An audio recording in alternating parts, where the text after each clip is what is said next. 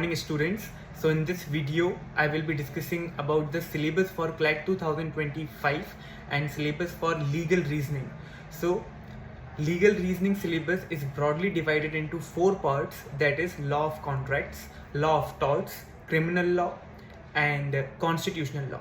So law of contracts is again divided into various subtopics, that are what is a valid contract, what is an agreement, what is offer, what is acceptance, what are lawful consideration and what are lawful objects, and what is the difference between void, valid and voidable contracts. Second comes the law of torts.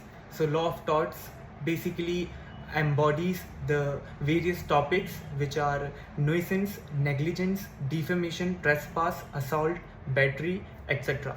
Then comes the constitutional law.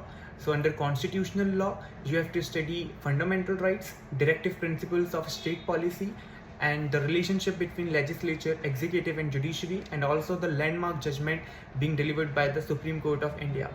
And last but not least comes the criminal law, which encompasses the substantive offences enshrined under Indian Penal Code 1860, that is kidnapping, abduction, rape, murder, culpable homicide, etc.